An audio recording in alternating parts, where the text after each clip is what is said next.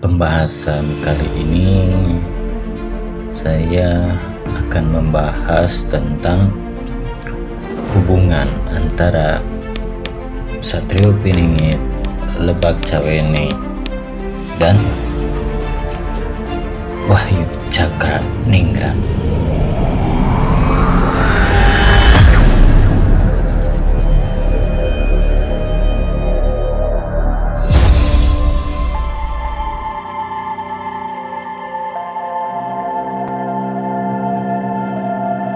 Assalamualaikum warahmatullahi wabarakatuh. Sampurasun sadayana. Alhamdulillah, mudah-mudahan kita semua ada dalam lindungan Allah Subhanahu wa Ta'ala dan diselamatkan dunia maupun akhiratnya. Amin.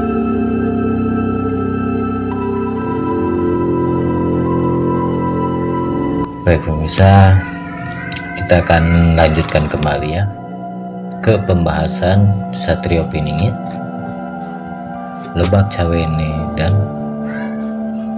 Wahyu Cakra Ningrat.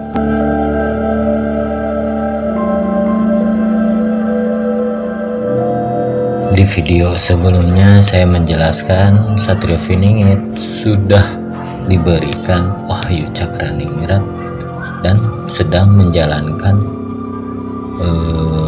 ujian atau penguncian untuk Wahyu Cakra Ningrat itu sendiri. Jadi yang saya pelajari atau yang saya rasakan bahwa setelah Satrio Piningit mendapatkan Wahyu Cakra Ningrat, beliau menjalankan hidup yang benar-benar namanya bisa dibilang merasakan di bawah, kehidupan yang benar-benar di bawah. Mungkin ini hanya mungkin dulunya beliau itu sebelum diberikan Wahyu Cakra Ningrat atau sebelum terbuka, beliau memiliki ibaratnya memiliki sesuatu ya, memiliki kekayaan atau memiliki apalah yang dibilang serba kecukupan lah, serba kecukupan.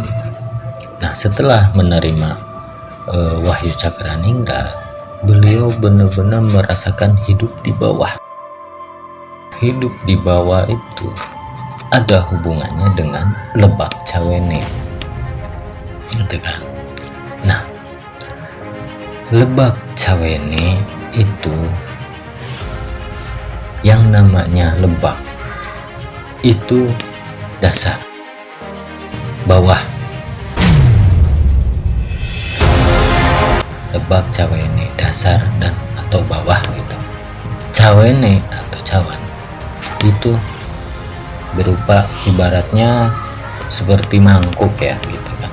Nah, kenapa di kehidupan Satrio Piningit setelah menerima Wahyu Cakra Ningrat, beliau merasakan hidup benar-benar di bawah. Hidup di bawah. Kalau hakikatnya Lebak Cawene itu kan dasar atau paling dasar namanya ya. Setelah Satrio Piningit mendapatkan Wahyu Cakra Ningrat, beliau hidup di dasar atau yang dibilang pindah ke Lebak Cawene. Pindah ke Lebak Cawene itu artinya sedang mempelajari apa yang penguncian tersebut gitu. Belajar ikhlas, belajar ridho gitu. Itu harus benar-benar di bawah gitu. Karena apa gitu kan? Karena yang disebut Satrio Piningit sebenarnya dia mudah saja ibaratnya mengubah hidup beliau sendiri gitu maksudnya. Jadi kalau ingin A beliau tinggal A, ingin B beliau tinggal B gitu kan. Tapi yang maha kuasa memberikan beliau cobaan untuk hidup benar-benar di bawah. Jadi kenapa benar-benar di bawah? Karena jadi dia agar belajar ikhlas dan ridho tanpa ada ibaratnya bisa menguasai kemauannya itu, kemauan A atau kemauan B itu. Jadi beliau belajar terus, belajar ikhlas ridho, yang dibilang pindah ke Lebak Cawene karena Lebak Cawene itu di bawah. Jadi kalau kita ambil contoh seorang raja, beliau kalau sedang belusukan pasti menyamar masuk, menyamar sebagai rakyat biasa agar bisa merasakan gimana rasanya seorang rakyat biasa gitu. Nah itu kalau dulu zaman kerajaan gitu kan.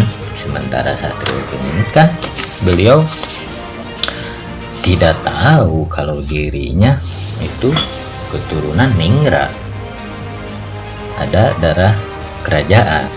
Beliau kan tidak tahu, makanya turun Wahyu Cakra Ningrat. Yang dibilang wahyu itu yang sudah saya kemarin jelaskan, cakra itu tajam, Ningrat itu keturunan Ningrat. Itu yang saya pahami ya.